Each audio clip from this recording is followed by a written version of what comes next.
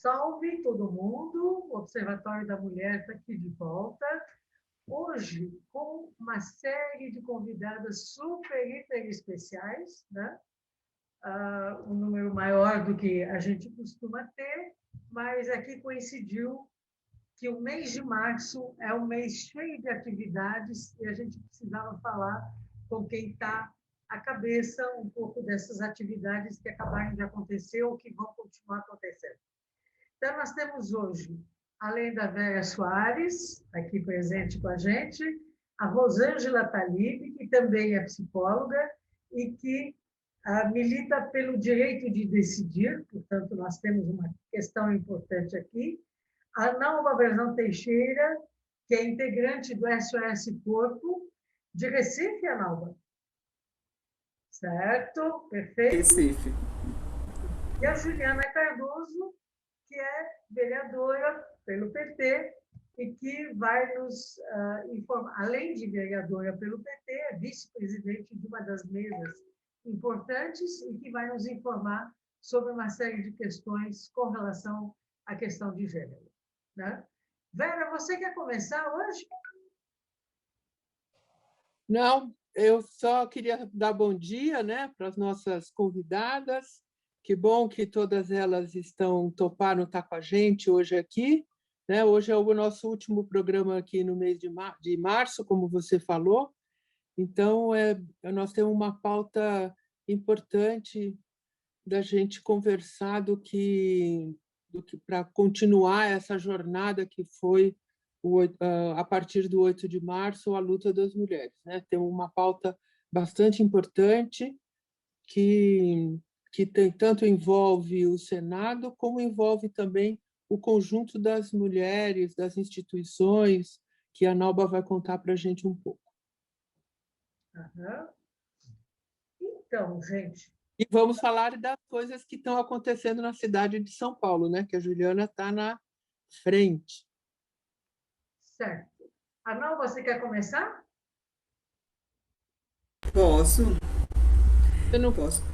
Posso começar e estou bem contente com esse convite de estar aqui com vocês nesse programa, que é um programa bastante importante para nós do movimento feminista nacional, e dizer que o mês de março está terminando, mas muitas coisas do mês de março vai ultrapassar abril, maio, junho, julho, agosto, setembro, e aí vai, como por exemplo o Levante, a campanha pelo fim do feminicídio, campanha nacional pelo fim do feminicídio, onde nós estamos preparando, já estamos preparados, já estamos fazendo um levante, né? Um levante pelo fim do feminicídio. Essa é uma ideia muito importante, porque a gente precisa estar muito envolvida nas lutas, né? A gente tem que fazer as lutas. E essa é uma luta que é uma luta do movimento feminista há muito tempo, né? A luta pelo fim da violência contra as mulheres é uma luta que catalisa todos os movimentos de mulheres e feministas aqui do Brasil, da América Latina e do mundo. Então, em dezembro, com aquela quantidade de assassinato que aconteceu, né? No dia de Natal, nas vésperas de Natal, naquela última semana, que aí ficou todo mundo muito assustado, com muita revolta, né? Nós mulheres, mesmo dentro da articulação de mulheres brasileiras, a gente falava, vamos ter que fazer uma campanha, mas, no entanto, Vilma Reis, Márcia Tiburi e Tânia Palma, em uma conversa informal, disseram, vamos chamar, e chamaram, né? E é uma campanha que já está muito bem articulada. Começamos a nos reunir em janeiro, né, com poucas mulheres, com poucos movimentos, e hoje a gente já está em mais de 20 estados do Brasil. E a gente fez um lançamento, que foi um lançamento muito significativo, né? Eu dizia naquele momento que era o dia 25 de março, entra também para a história do movimento feminista brasileiro, porque nós estávamos lá fazendo essa luta, né, dizendo que não, que nem pense em me matar, nem pense em nos matar. Quando a gente diz nem pense em nos matar, a gente está trazendo a questão do coletivo todo, mas também estamos trazendo a questão das famílias, porque uma mulher, quando ela morre, né, ela deixa, na maioria das vezes, seus filhos, ela deixa suas mães, ela deixa sua família também desamparada. Então, quando mata uma mulher, como a gente também está dizendo no nosso manifesto, quando se mata uma mulher, mata a humanidade. Né? Então, é uma luta que a gente está recuperando e estamos atuando. E esse é um momento, porque teve o dia 25 de março, né, que a gente preparou esse grande lançamento nacional, e junto com ele a gente também lançou o manifesto. Não sei se vocês conhecem o manifesto, quem está nos assistindo, é bom depois a gente passar o link aqui no programa, né? Para as pessoas poderem procurar e assinar. A gente já conseguiu mais de 40 mil assinaturas, e isso em 15 dias, então é um número imenso, né? E a gente quer alcançar muito mais. A gente ainda não tem muito nítido o que a gente vai fazer quando conseguimos 100 mil, 200 mil, e a gente vai conseguir, porque em 15 dias a gente já conseguiu mais de 40 mil. Então, há uma articulação muito grande para as pessoas também, porque é para a sociedade se sentir responsável também por esse fato social, né? Por esse problema social que tem ceifado a vida de tantas mulheres, principalmente a vida das mulheres negras, das mulheres periféricas, né? Que muitas vezes elas não têm a repercussão devida, né? Quando é uma mulher negra que morre. Eu estava refletindo um pouco sobre aquele programa maravilhoso que foi feito que faz um resgate incrível sobre a morte de Ângela Diniz, né? Aquele podcast que saiu, que eu acho uma contribuição imensa. Mas eu fiquei me perguntando ali, será que se fosse uma mulher negra e pobre naquele momento, teria tido aquela repercussão que teve? Será que fosse aqui no Nordeste, né? Teria tido aquela repercussão que teve? São questões que a gente também tem que trazer, né, para nós, né, de que é importante a gente ter isso, né? Eu acho aquele programa fantástico, mas era Ângela Diniz, era uma socialite, foi muito importante aquela movimentação de Quem Ama Não Mata, muito importante, foi um passo enorme que nós, enquanto movimento feminista, deu, mas eu gosto de recuperar isso, porque naquele mesmo momento em Natal, eu morava em Natal, a gente também estava acompanhando um caso terrível também de assassinato, que a companheira tinha deixado uma carta no, no cartório, que naquela época ela deixou no cartório dizendo que iria ser morta, se ia aparecer morta, era o ex-marido, foi morta, a gente fez toda a movimentação, mas foi uma coisa que não teve repercussão para fora. Nós estávamos em Natal, né? Era uma mulher pobre, né? Então, são questões que eu acho que é bom a gente estar refletindo também, né, em relação a isso. Então, o manifesto da campanha está muito forte, traz todas as dimensões, né? A gente também está tratando, e eu acho que Juliana pode até falar um pouco sobre isso, que é a questão do feminicídio político, de como tem sido difícil a gente também assumir o feminicídio das vereadoras, né, como o caso de Marielle Franco, daquela outra companheira no Pará que foi morta, que era, né, também. E a gente trazer também para a gente essa categoria que a gente precisa trabalhar também com ela, né? E quais são essas mulheres também que estão sendo atingidas pelo feminicídio político? São as mulheres negras, né? São as mulheres trans. Estão aí, algumas que ganharam agora nessa nova eleição, estão sendo ameaçadas, bastante ameaçadas, né? Então, são várias coisas que a gente está querendo trazer, né, nessa campanha, porque a gente sabe que o poder da violência contra as mulheres, o seu ápice é o feminicídio, né? É o assassinato de mulheres, tanto cisgênero, transgêneros, é o feminino, né? Porque como traço do ódio patriarcal contra o feminino, é isso. Então a gente está nessa luta, quer convidar todas as pessoas, todas as mulheres que estão por aí. A gente tem uma música, conseguimos uma música muito bonita e interessante, que logo depois do lançamento eu recebi uma mensagem de uma companheira de uma companheira, é, acho que Pombal, na Bahia, né, que ela conhecia uma pessoa lá e mandaram uma mensagem para ela que essa mulher, vítima de violência, quando escutou aquela música, se sentiu acolhida e disse: não vão me matar, nem pensem em me matar. E conseguiu tá no processo de saída a partir de uma música para vocês verem a força, né? A cultura. A força que se tem, né? Então, a gente tem agora, essa fase agora é de estruturar os estados, né? Então, teve o lançamento nacional, mas já tem 6 ou 7 estados que marcaram os seus lançamentos. Inclusive, hoje tem lançamento, amanhã também tem lançamento, porque como é que a gente está se organizando? Tem o nacional, mas para a campanha existir, precisa estar nos estados, precisa estar em todos os campos, né? Então, com as mulheres ribeirinhas, mulheres quilombolas, mulheres indígenas, na periferia, para a gente também sair, porque era uma crítica que a gente fazia lá atrás, que quando a gente lutava pelo fim da violência contra as mulheres, era só no urbano. Vocês lembram disso, né? Inclusive as delegacias, é tudo no urbano, nas cidades grandes, nas capitais,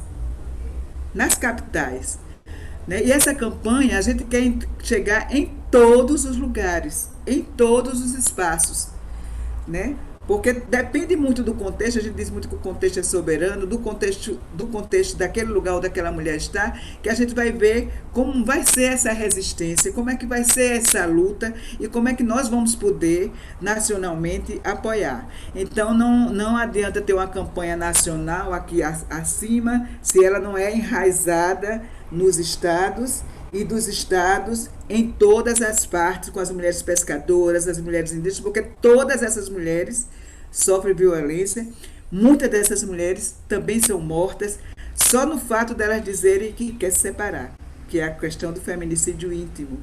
Hoje a mulher não pode mais dizer assim: eu quero me separar, porque ela pode ser morta quando ela resolve, quando ela toma a decisão, né? Que isso aí é checar a autonomia das mulheres, né? Quando elas conseguem, elas podem ser mortas só pelo fato. Eu me lembro que esse ano, até no meu Facebook, eu coloquei exatamente isso: qual é o seu desejo para 2021? Meu desejo era esse, que as mulheres pudessem resolver se separar e continuar vivas, né? Juliana, você foi citada, você não quer comentar esse caso, essa situação? Por favor. Ligar aqui meu áudio. Bom, primeiro, bom dia, né? Todas essas companheiras fortes de luta, né? Então, tenho muito orgulho e felicidade de conseguir estar aqui dialogando com vocês, porque como a gente, né, a Nalva coloca aqui, essa luta contra esse machismo, contra esse feminicídio, é muito longa, né? E nessa pandemia a gente vê como isso se agravou mais, né? Se agravou não só para as mulheres, mas a gente também tem esse problema. Como eu participo muito da comissão da criança, do movimento da criança, adolescente, juventude, assistência social, a gente também vê que quanto isso também está batendo diretamente também nas crianças, né?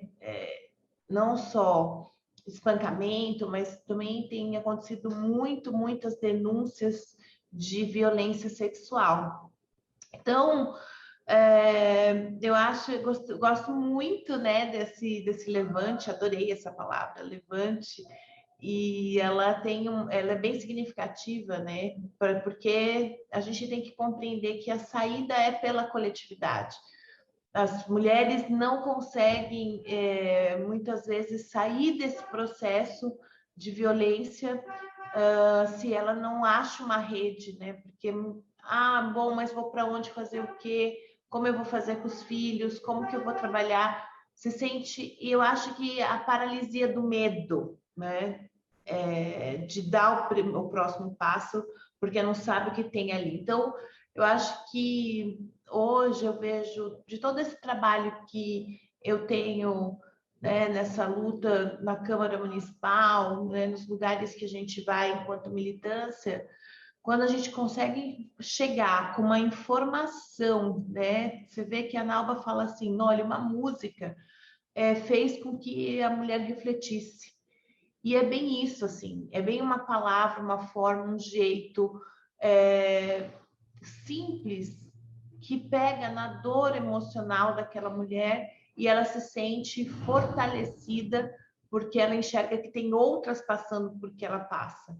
Porque às vezes o medo fecha, né? O medo não deixa a gente enxergar o que a gente pode fazer.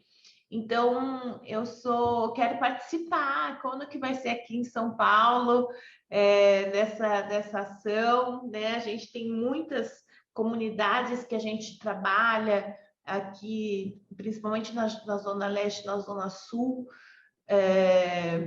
que a gente tem feito uma rede, né, de mulheres para poder passar por esse período da pandemia, principalmente rodas de conversa, para falar qualquer coisa, né? Falar, e aí ali você vê, e no final sempre tem alguma motivação cultural, né, especificamente. Então, eu acho que isso é bem bacana, a gente também quer participar desse processo e estamos aqui à disposição, porque, e aí, respondendo a Raquel, né, na provocação da Nalba, existe muita violência, que eu falo violência de gênero na política, muito, assim. Eu fiz o ano retrasado, acho que já tive a oportunidade de comentar aqui, um seminário sobre a violência política de gênero. E nós éramos em 5 mulheres, em 5 mulheres, né, de vários partidos. Só não veio que é vinculada à igreja ultra mega conservadora, né, lá da Câmara. O restante das outras vereadoras vieram e outras deputadas de outros partidos. E assim, é muito parecido a forma da violência que elas sofrem como eu sofro, né? Aquela coisa de você ter que se posicionar firmemente, né? Tem que puxar uma ação que eles acham que é masculina, muitas vezes, para poder se impor, porque tem outras, quando você está ali na luta, conversando, dialogando, impondo, quando eles querem desqualificar, como sempre desqualificam, aí eles falam que está na TPM, ou está brava, ou está louca, ou está estressada, enfim, colocam vários adjetivos para quando você tem uma posição firme. Então, quando a gente precisa ir mais além disso, você tem que ter atuações que muitas vezes te machuca enquanto mulher, né? Subir o tom, tipo, cada vez mais te puxa você ser uma pessoa que você não é, para poder impor uma situação que você precisa que coloque ali, ou que fale no projeto de lei, ou que, enfim, seja ouvida, né? Então, é muito bacana a gente pensar nesse sentido, porque você tem várias violências. Você tem aquela violência que é a que mata, que foi com Marielle, foi com a vereadora trans, e você tem a violência psicológica, né, que coloca as mulheres que vêm que são do parlamento numa posição de que a gente é incapaz de estar ali naquele lugar. Então, o tempo todo você tem que ficar falando, eu sou capaz, nós somos capazes, mulheres morreram por nós para que a gente pudesse ter esse direito e esse espaço e essa fala, e, portanto, a gente também tem que é agradecer nossas ancestralidades por a gente estar ali. Mas a gente tem uma função, que é a luta pela frente. Enquanto existir a luta de classes, enquanto existir a luta das mulheres, enquanto existir violência, a gente também tem que ocupar esses espaços e, quem sabe, um dia a gente ter a paridade, de fato, nos parlamentos do Brasil. Raquel, só um instantinho, porque eu quero pegar o que a Juliana falou em relação a São Paulo. Eu acho que é muito importante, Juliana, que em São Paulo vocês se articulem, né? Se articulem. Tem algumas companheiras de São Paulo que já estão no Levante, mas precisa articular o Estado. E a gente tem feito essa articulação também com as mandatas, né? Então, tem várias mandatas que já estão dentro do Levante, né? Tanto mandatas do PT, como do PCdoB, como do PSOL. Né? Então, a gente está articulando tudo junto e misturado. Né? Então, é bem importante que São Paulo também tenha esse, essa articulação, né, de um levante feminista contra o feminicídio de São Paulo. Porque no Levante já tem muitos movimentos nacionais, a gente já está com 360 movimentos e organizações, né, e coletivos feministas dentro do Levante, e com certeza os movimentos nacionais também, claro que tem mulheres aí em São Paulo, né, como também das mandatas. Então, é um chamado realmente para que em São Paulo vocês organizem esse levante e façam um lindo lançamento, puxe os manifestos. Então, eu acho que esse programa também traz isso, né? Essa vontade de a gente estar querendo ir atrás agora dos estados, que eu acho que são 8 estados que ainda não estão dentro do Levante, e a gente está nesse momento de articular esses estados, porque é necessário que seja uma movimentação nacional, que esteja em todos os estados e com muita força. Fala, Vera. Eu acho que depois a Nalba podia dizer, ela, além de já convidou, que bom que a Juliana topa entrar nessa briga, nessa luta, né? Que ela sempre teve, essa coisa da violência contra as mulheres, mas depois a Nalba podia dizer um pouco mais, dizer, como é que faz isso, tá certo? Quer dizer, a gente deixa mais para o final, assim fica bem gravadinho, né? Então, vamos retomar esse papo. O que é a música, Nalba? A Nalba vai contar para todo mundo. A Nalba ontem mandou o clipe da música que as meninas fizeram, é muito linda, uma letra bonita. Vamos ver se o Mauro consegue, na edição do programa, colocar. Eu mandei para o Mauro também, seria neste momento que seria colocada a música. Mas eu queria chamar também a Rosângela, porque enquanto nós estamos vivendo essa pandemia e tentando nos cuidar, etc. e tal, na verdade, eles estão avançando sobre os nossos direitos. Né? Tem, por exemplo, o projeto de lei 5435 de 2020, né? que dispõe sobre o Estatuto da Gestante. Você não quer falar um pouco disso, por favor? Que coisa mais terrível que é essa? E se vincula com o que a gente estava discutindo da violência.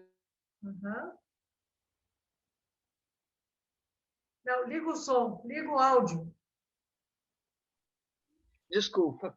Então, já é boa tarde, né? Ou não ainda, ou quase boa tarde, né? Bom dia ainda. Para nós que estamos aqui, ainda é bom dia, né? Que começamos amanhã.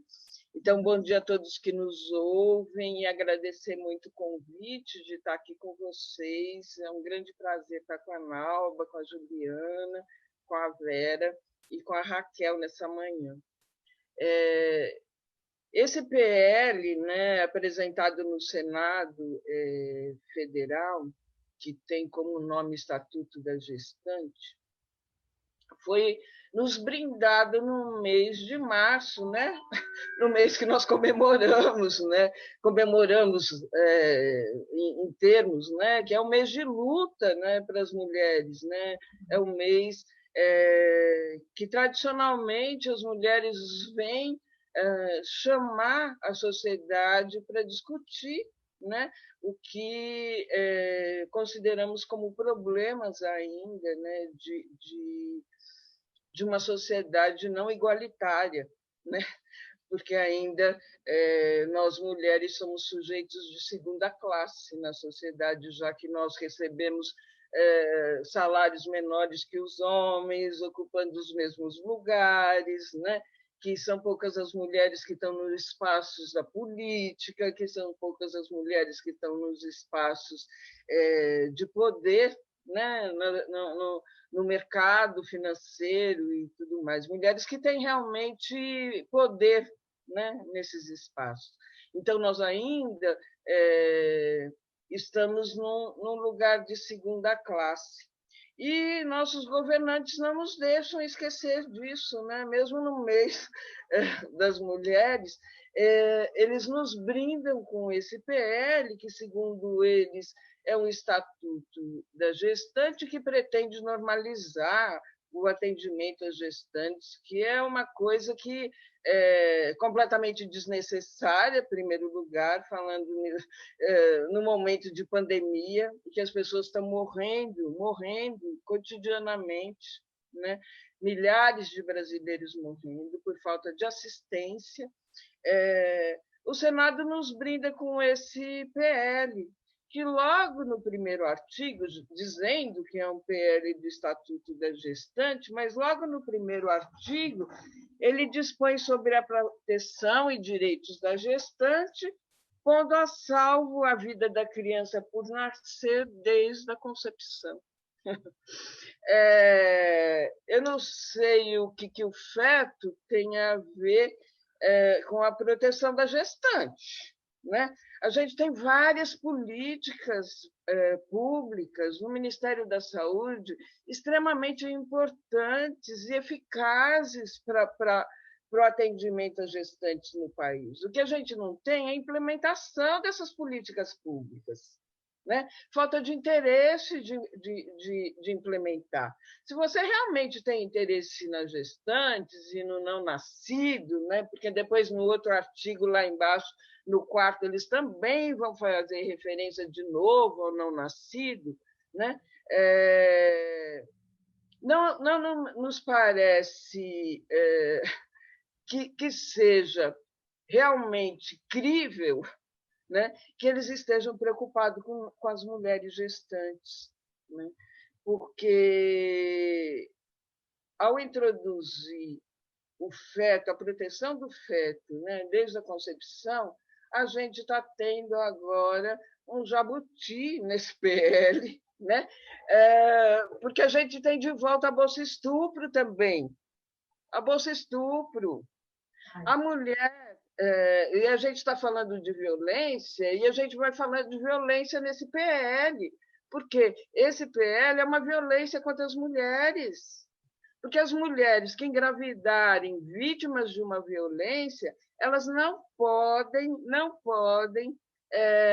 se recusar a notificar o seu agressor de que ela engravidou dele, porque ele tem direito de paternidade. Ele vai ter direito à paternidade dessa criança. Então, é uma violência duplamente contra as mulheres. Primeiro, ela ser violentada. Segundo, ela ter que conviver com o violentador, né? Porque esse violentador vai ter que pagar pensão alimentícia, ele vai ter direito a conviver com essa criança, né? Então, a gente não consegue entender qual é a proteção da gestante que está sendo dada nesse estatuto. O que, na verdade, se quer é implementar de novo, né, outra tentativa de manter ou mudar a Constituição e garantir que o feto é um sujeito de direitos desde a concepção, né? Inviabilizando qualquer possibilidade de uma mulher interromper uma gravidez seja ela fruto de uma violência, seja porque essa gravidez coloca em risco a sua vida, porque a vida do feto está protegida, né? E mesmo quando, na terceira causal que a gente tem, quando o feto tiver anencefalia. Quer dizer, em nenhuma causal vai ser possível a mulher fazer um aborto. Nós voltamos à Idade Média. Nós voltamos à Idade Média. E esse governo tem o disparate de apresentar isso no mês de março. No mês de março, né? É aviltante, é aviltante. Eu tenho clamado o mês de março inteirinho, desde que saiu esse PL, respeito. Respeitem as mulheres desse país. Não é possível, não é possível. Né? Pensar que nós somos mero receptáculos de fetos. Nós não somos só parideiras. Não queiram impor ideologias, né? Eu chamo de ideologia religiosa, porque quando o governo diz nós somos uma sociedade cristã e vamos nos pautar por valores cristãos, a gente está pautados numa ideologia de uma visão cristã, retrógrada, conservadora e patriarcal, onde as mulheres não são sujeitos de direitos. Nós só servimos para cuidar da casa, dos filhos, dos maridos e dos enfermos.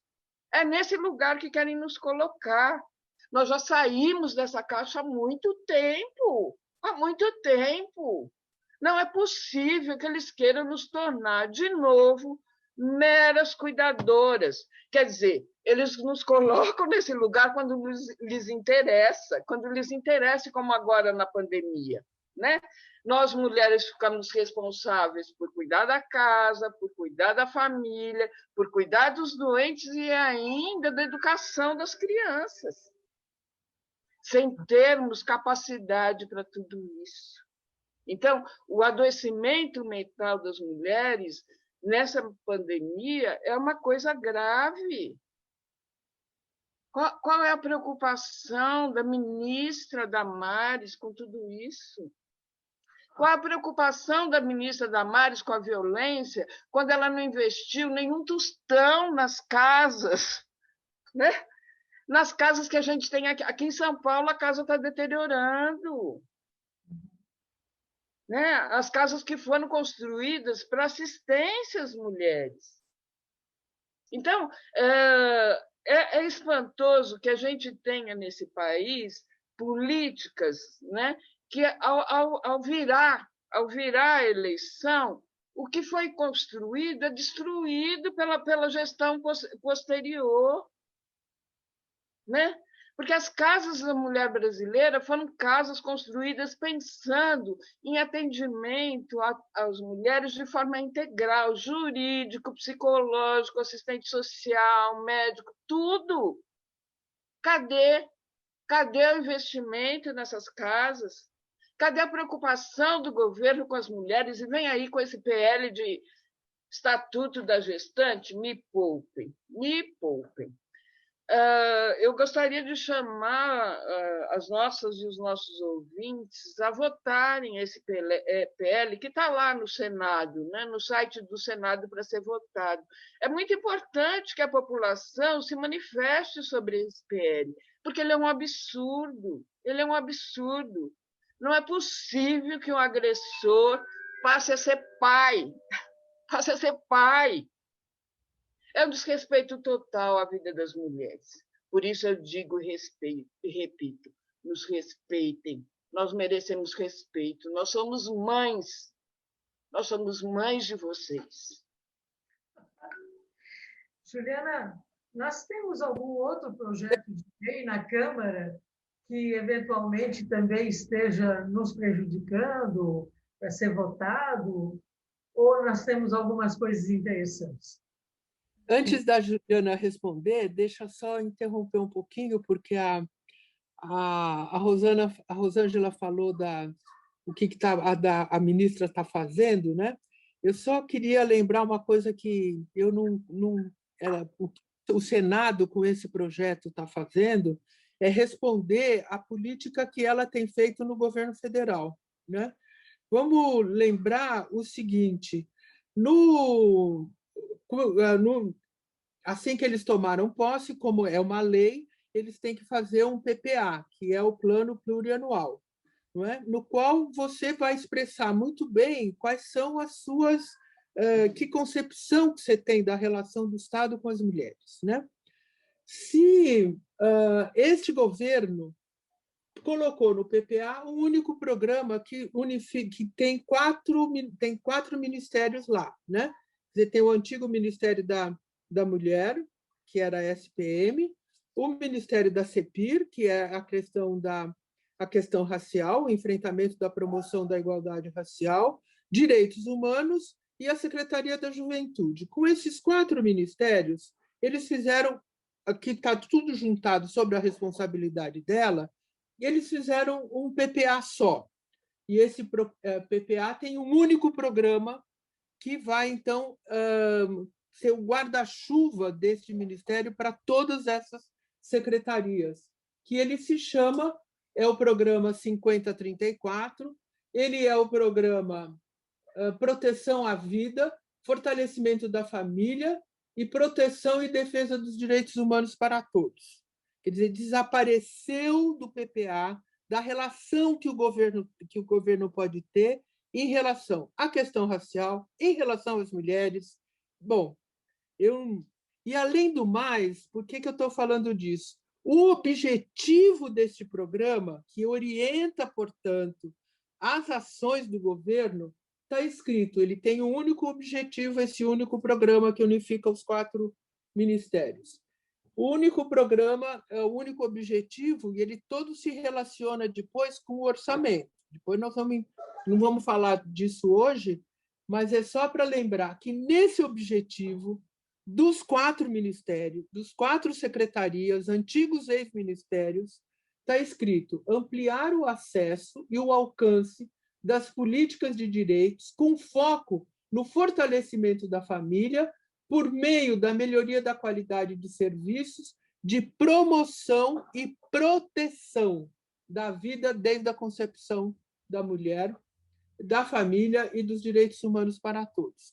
Quer dizer, estava anunciado, quer dizer, no próprio PPA, que orienta as políticas das mulheres, a necessidade de mudança que vem agora com este projeto, tá certo? Para dar sustentação às ações que esta ministra tem feito. Vamos lembrar do caso do caso, exatamente, era isso que eu ia falar, o caso do Espírito Santo. Aí diz tudo. Ela tem ido para a ONU fazer discurso desmentindo o que a gente sabe na prática, né, com relação ao atendimento à violência contra as mulheres. Né? Porque ela disse que recebeu uma verba adicional e está resolvendo todos os problemas das mulheres vítimas de violência, quando, na verdade, eles estão criando mais problemas e a gente sabe que o objetivo é outro, né? Ela tem o mesmo objetivo, né? Assim, é impressionante. Eu só queria trazer também isso, porque eu fiquei me lembrando em 2000 uns 10 anos atrás, essa coisa do Bolsa Estupro, né, Rosângela? Né? E eu fiquei me lembrando que as meninas jovens da Marcha das Vadias, da Marcha Mundial, da Articulação Mulheres Brasileiras, elas cantavam uma música que dizia: o Estado é laico, não pode ser machista, o corpo é nosso, não dá bancada moralista. As mulheres estão na rua por libertação. Lugar de estuprador não pode ser na certidão. Então era uma música que se cantava, e tem o restante da estrofe, que é muito, muito legal, porque traz isso há 10 anos atrás, a gente volta com força, né, com essa questão. E está tudo relacionado, Rosângela, com a luta pelo fim do feminicídio, né, porque a questão do estupro, né, de como tem se dado dentro das famílias, então são âmbitos bem maiores, quer dizer, que está dentro desse arcabouço. E dizer também que tem a Frente Nacional pela Legalização do Aborto, né, que está aí pegando, você sabe disso, pegando pelo, né, estão trabalhando, né, todas as organizações que fazem parte estão trabalhando muito, porque agora o mês de março, em vez de fazer outras coisas, ficou todo mundo voltado para PL. isso, para esse PL, para ver se a gente consegue derrubar esse PL. A gente fez um manifesto, né, o lançamento do manifesto, e todo dia sai uma nota contra o PL, né, pegando aspectos desse manifesto e com um card, e todo dia a gente tem colocado, né, nas redes. E também veiculado todas as notas contrárias, né, que vieram de vários lugares, né, juízes pela democracia, Conselho Federal de Serviço Social, Conselho Federal de Psicologia, vários grupos se manifestaram contrários a esse PL também, né? Na pandemia a gente sabe que o crescimento do feminicídio foi assustador, né? A gente todo dia tem notícias na televisão, nos jornais, é assustador de ver, E sem falar na falta de proteção agora na área da saúde, né? Porque a saúde colapsou em todos os lugares.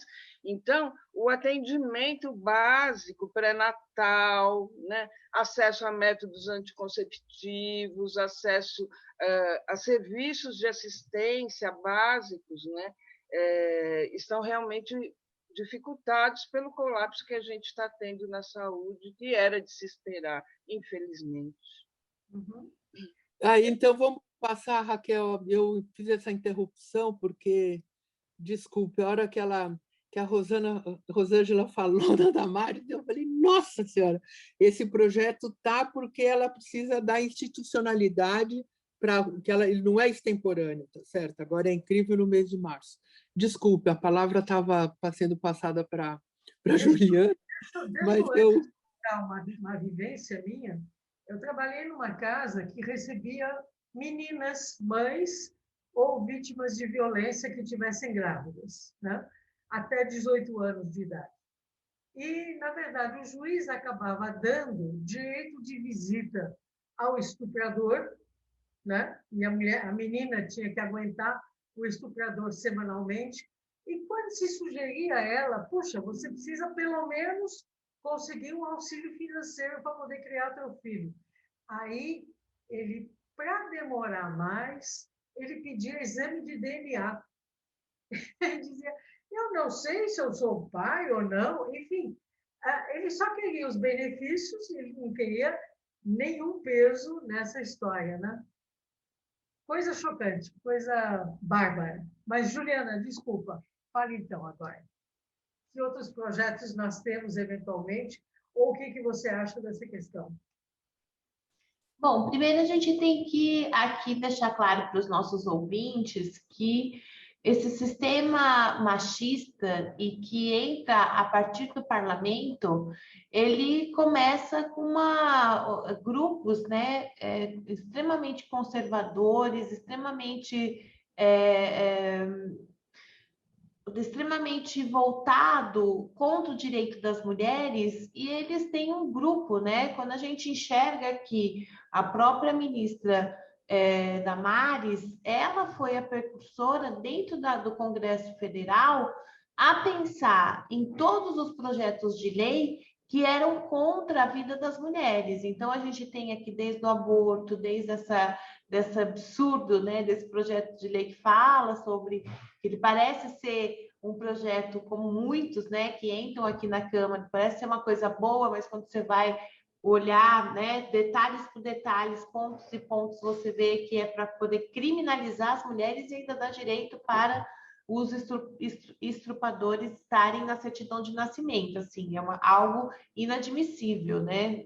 Enxergando que nós temos o maior número de meninas de 7, né, a 12, 15 anos sendo violentadas, muitas vezes por quem está dentro de casa, e é uma situação bastante delicada. Então, quando a gente olha para aquilo que é de violência, quando a gente checa os índices de quais são essas meninas que hoje que precisam ter esse aborto legal e por qual motivo que ela, né, tem esse direito do aborto legal, o que se faz. Então, essa é uma etapa que a gente consegue passar, em que peça a gente tem uma luta mais ampla, né, para que todas as mulheres sejam livres e tenham o direito de estar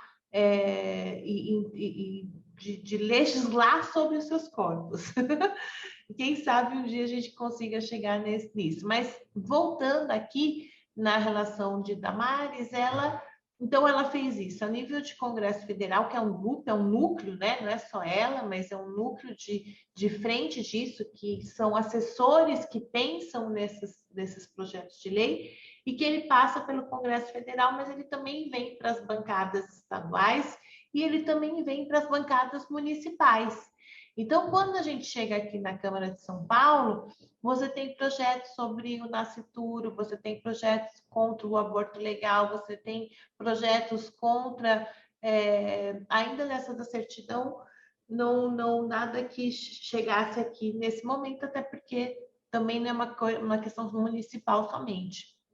Então, o tempo todo a gente tem que ficar de olho nos projetos que entra, principalmente quando entra uma nova remessa de vereadores, como entrou agora, né, de 55 vereadores que somos aqui em São Paulo, você vê que teve uma grande mudança para projetos e mulheres, né, que são extremamente machistas, assim, que vem com uma pauta da igreja evangélica e muitas vezes católica nesse perfil. Eu não estou dizendo aqui que são todos os evangélicos, todos, não é isso. A gente precisa deixar claro, porque quando você fala da questão da igreja, quem é de igreja se sente ofendido. Então, quero fazer um recorte de que, infelizmente, existem parlamentares que são vinculados às igrejas e que traz uma pauta da Bíblia, mas da Bíblia muito mal interpretada, diga-se de passagem. Trazem uma pauta contra a vida das mulheres. Então, eu sempre digo para esses nossos vereadores e vereadoras que chegam com esse discurso, a gente tem uma lá que é desse time aí do Bolsonaro, desse time, todos os discursos que ela faz, desde quando ela chegou, são através da igreja e atacando as mulheres. Sempre. Então, eu sempre digo assim, aqui você tem que legislar por todos, nós estamos no Estado laico, você aqui tem que pensar no orçamento, você tem que pensar em projetos de lei, você tem que fiscalizar, você não tem que trabalhar com um mandato ideológico, e é ideológico num recorte, né? Especificamente da violência da vida das mulheres. E aí a gente tem outros, né? Como Escola Sem Partido, como projetos que falam da cura gay. Então, sempre tem essas pérolas, né? E é o tempo todo, quando a gente enxerga isso, é imediata a reação. É imediata a minha reação do mandato, é imediata a reação acionando, né? Principalmente os movimentos, e é imediato a reação para que a gente possa criar mecanismos, principalmente dentro da bancada, para barrar esse projeto para ele passar. Claro que nós somos a minoria, né? Gente aqui, bancada de oposição, é a minoria, mas que a gente dá um trabalho bem dado a ponto de muitas vezes conseguir barrar que esse projeto avance, como muitos ficaram barrados o ano passado, na última legislatura. Agora estamos de olho nessa, né? Estamos bem de olho nessa, porque eu estou bem enxergando o que vai vir pela frente. Então, sabemos que nós temos que ser firmes, né? Temos que ser intensas, temos que ser atuantes e, principalmente, guerrear. Acho que essa é a palavra. Quando eles querem guerra contra os nossos corpos, a gente se levanta, né, aqui para poder nos armar para poder avançar contra essas políticas que são contra a vida das mulheres. E articuladas com o movimento social, né, Juliana? Sempre. Sem o movimento não há levante. Sem a comunidade, a população, sem as pessoas que entendem, que estão aí atuantes, não há como fazer oposição. Então, eu sempre falo que nós somos um instrumento da luta. Quem faz a luta é o movimento popular, social, e com certeza a população e a comunidade que ali entende que tem força para poder avançar e para poder combater esse tipo de política pública contra os nossos corpos. Vera tinha colocado uma questão para a Nalba? Oi, desculpe. Eu estava procurando aqui, porque acho que nós estamos... É só para lembrar, para a gente quando chegar no final, que a gente tem uma porção de informações bem concretas, né? Então, a questão para a Nalba, para mim, é assim, conta um pouquinho como é que as pessoas podem aderir, não é? Você falou do manifesto e como que as pessoas podem, então, se interessar pela campanha, né? Que aqui a Juliana já disse que vai entrar nela. Então, o processo todo foi assim, as pessoas foram assinando o manifesto, procurando entrar a partir dos movimentos e dos coletivos. A gente foi articulando e colocando dentro de um grupo que funciona assim, tem um grupo nacional, né, que tem 245 mulheres de vários estados do Brasil, da maioria dos estados do Brasil, e essas mulheres e esses movimentos que estão dentro do Levante começaram a se articular por estado, né, para pensar a estratégia por estados. Tem algumas de São Paulo, que aí a ideia é exatamente essa, reunir, convidar os movimentos todos, fazer, porque é um momento muito importante de articulação e aliança, né? Porque sozinha ninguém vai conseguir chegar a lugar nenhum.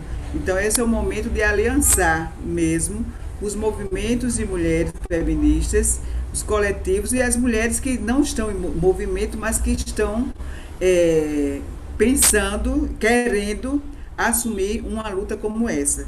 Porque eu acho que é desse momento que a gente vai ampliando cada vez mais o movimento feminista, as pessoas vão entrando, vão conhecendo, né, o movimento. Então, a ideia é que seja puxado, vocês podem pensar a partir das mulheres de São Paulo, que já estão dentro do Levante Nacional, se juntar, convocar, convidar e fazer uma plenária grande, onde vocês possam pensar de como é que São Paulo pode estar nessa campanha, como é que São Paulo vai fazer essa campanha no próprio estado.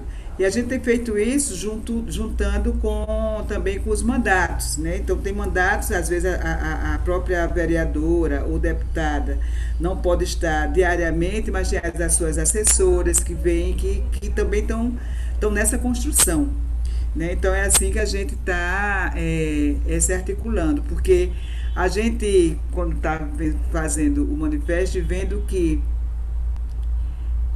como a partir, quer dizer, sempre o feminicídio sempre foi um problema muito grande no Brasil, mas a gente não pode esquecer de que depois do golpe em 2016 e a forma como foi tratada, né, a questão da Dilma, a forma violenta, misógina, né? Então, isso foi como se fosse autorizar, né? Uma autorização para essa violência, para esse racismo, para tudo isso está aí, como a gente diz, está numa panela de pressão e de repente se abriu e isso se intensificou muito nesses últimos anos, né?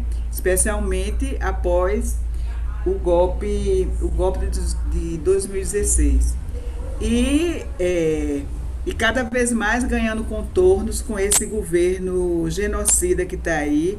Eu queria também me solidarizar com mais das 300 mil famílias que perderam seus parentes, seus familiares, né? Mortes evitáveis, que a gente sabe que são mortes evitáveis, e a gente sabe que é a política, que é a necropolítica que está aí matando, né, nós mulheres, com esse crescimento do feminicídio, matando os jovens negros, que é o outro genocídio, matando a população indígena, né? E matando as pessoas da periferia, as pessoas negras com essa pandemia, que a gente sabe que a maioria de quem está morrendo são essas pessoas.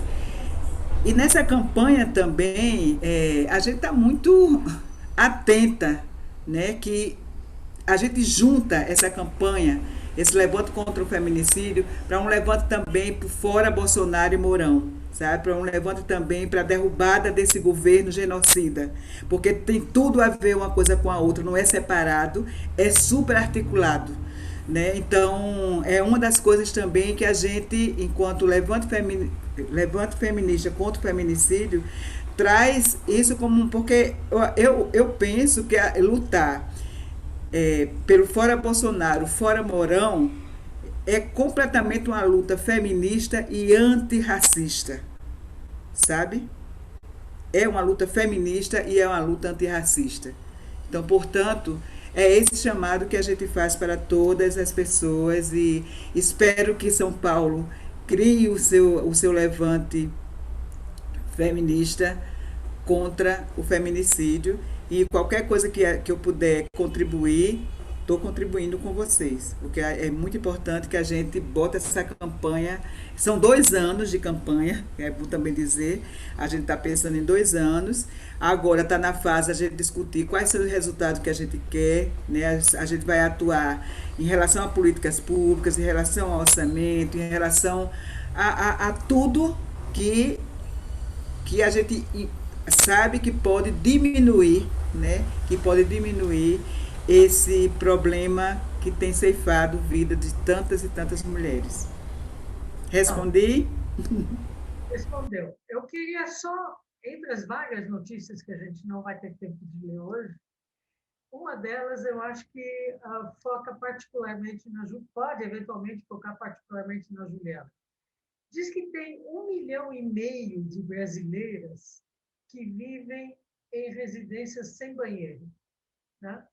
E que 30 milhões de mulheres menstruam no Brasil, segundo um relatório lançado no dia 8 de março sobre o tema. A falta de acesso a produtos de higiene básica, as mulheres poderiam eventualmente utilizar os banheiros das escolas e os produtos que eventualmente encontrassem por aí para poder continuar assistindo a aula. Mas a falta de acesso a produto de higiene básica tem provocado a evasão escolar e prejudica a carreira estudantil de milhares de jovens. Entre elas, as estudantes negras têm sido as mais afetadas pela pobreza menstrual no Brasil. Juliana, você acha que podia fazer alguma coisa a respeito disso, Ju? Já tem tido uma discussão, né, bastante interessante sobre a pobreza menstrual, né?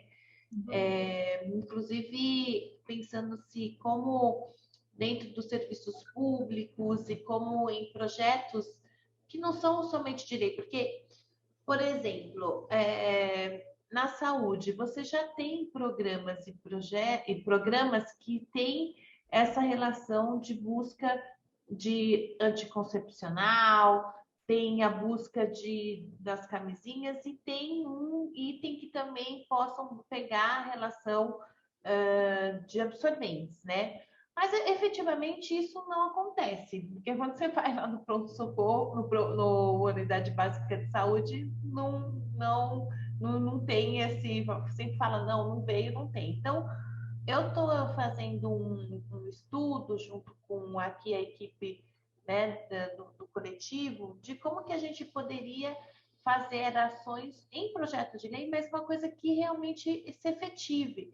Que não é só você ter o projeto de lei e pronto, vai lá e resolva. Você tem que estar encaixando isso com, principalmente, o orçamento, mas você também tem que estar tendo uma ação de como o poder público também enxerga esse tipo de ação. Né? Porque, por exemplo, vou falar de serviços. Serviços, quando a gente recebe muitos falas, né, de que não chegam as fraldas geriátricas, né? Então, você tem um mecanismo de saber lá no orçamento por que não está indo essa fraude? Não foi dinheiro? Por que as entidades não estão, de fato, colocando colocando a disponibilidade para a fralda geriátrica? Então, é esse mesmo mecanismo que a gente quer tentar colocar para essa pobreza, para esse tema da pobreza menstrual, para que ele tenha não só na rede de saúde, mas na rede de educação, nas redes de assistência social e do serviço público, né? Então, ela tem que ser uma rede, ela não pode eu não posso ter só ela vinculada na saúde. Eu tenho que ter esse tipo de projeto de lei que ele funcione, que tenha um orçamento e esse mecanismo que a gente enxerga se realmente vai chegar ou não, porque é ali que você faz a fiscalização para poder dar certo, num todo a nível de cidade. Então, a gente está muito enxergando isso, pegando outras experiências também de outras cidades, para que a gente faça uma ação em conjunta, né? E não só de uma vereadora, mas como nós temos ali agora, nós estamos em 13, né? E isso é uma pauta, acho que das mulheres, importante, que a gente apresente isso como uma bancada, né, feminina, porque não é feminista, literalmente, mas para poder fazer com que realmente funcione, não fique só num discurso de que vamos fazer um projeto de lei, mas efetivamente ele não funciona. Então, eu estou com muito essa preocupação, porque agora, nesse momento de pandemia, de desemprego, de desesperança, né, as pessoas estão cada dia mais pobres e com necessidades reais de alimento. Imagine para você ter dinheiro para comprar, por exemplo, os absorventes necessários, ou pelo menos ter acesso, né, a saneamento básico, porque assim, não ter banheiro, isso parece que aqui em São Paulo não existe, mas existe. Eu já passei por diversas comunidades que não tem banheiro, e é uma outra forma que eles usam ou vão nos lugares próximos para poder usar o banheiro. Então, isso sim, existe, e a gente precisa também detectar quais são as ações que, além da relação da pobreza menstrual, a gente pode ter outros tipos de política de saneamento básico. É tudo um conjunto, né? Não se faz, não é sozinho, né? Tem que ser política pública de um Estado forte. E hoje, nesse governo, infelizmente, a gente está indo para um Estado que é fraco, né, que não enxerga o que é serviço público, que não gosta de funcionários públicos e ainda por cima terceiriza a ponto de que os serviços não consigam ser de qualidade para o atendimento da nossa população. E é muito interessante porque nós pagamos os nossos impostos para poder trazer de volta o serviço público, e vai para as iniciativas privadas que não gostam de fazer trabalho de qualidade, porque eles precisam ter quantidade para poder ter lucro. Isso é muito, né, desafiador. Mas, na verdade, tem um nome, né, que é o capitalismo. É isso aí. Rosângela, nosso programa, infelizmente, está chegando no fim. Você não quer falar alguma coisa a respeito disso? Eu acho, bom, todas essas discussões, a gente, quando começa a discutir, né, as necessidades, né, das mulheres na nossa sociedade, a gente vê que o buraco é enorme. Parece que não tem fundo, parece que não vai ter fundo nunca. E, infelizmente, a gente percebe que as políticas públicas não estão preocupadas, né, e que o Estado não está preocupado, né? Se a gente for pensar no Ministério da Damares, a gente não vê nenhuma preocupação, né, com a saúde, com o bem-estar das mulheres. E eu acho que, para finalizar, só dizer que, quando eu dizia, né, que o governo diz que esse Estado é cristão, e então que a moral cristã deve pautar as políticas públicas, eu gostaria de relembrar que a população cristã do Brasil tem diminuído, né? O censo tem mostrado a diminuição, né, dos católicos, Um crescimento dos evangélicos, mas uma diminuição da população que se diz, né, que era majoritariamente católica. E lembrar que existem comunidades de fé de várias outras confissões religiosas, né? Nós temos muçulmanos, nós temos hinduístas, né? Nós temos todas as religiões de matriz africana, e a gente tem uma pluralidade religiosa que tem que ser respeitada. Não é possível que a gente pense políticas públicas a partir de preceitos morais, né? As políticas públicas elas são para todas e para todas as pessoas, independente da sua religião. E também, né, como a Juliana disse, nós somos um Estado laico, está lá na nossa Constituição. E quando a gente está falando de um Estado laico, a gente não está falando de um Estado que não respeita as religiões, ao contrário. Quando a gente tem um Estado laico, é o Estado que respeita todas as religiões e todas as expressões religiosas do seu povo. Ele não se fundamenta e ele não está calcado em nenhum conceito religioso, né? Não é a religião e as religiões, eu como católicas pelo direito de decidir, afirmo e reafirmo que as religiões são de foro íntimo, né? Faz parte da nossa vivência, elas são importantes para a população, para algumas, né, pessoas da população, porque tem pessoas que são ateias e que não professam nenhuma religião, né? E isso não as desmerece como pessoas, né? Ao contrário, eu acho que a gente tem que pensar que quando a gente está falando, né, de política pública, a gente está falando de uma diversidade de pessoas que tem que ser atendidas e não pode ser calcado em nenhum conceito moral ou religioso, né? Nós, como católicas, sempre defendemos a laicidade do Estado como premissa fundamental para um Estado democrático, né? Porque se você não tem o respeito à diversidade da sua população, você não tem um Estado democrático. Você pode ter um Estado autoritário, um Estado teocrático, mas não democrático. Não é isso que a gente pretende, né? O que nós queremos é que todas as pessoas sejam respeitadas e as políticas públicas devem ser direcionadas para todas e todos, independente da sua raça, independente da sua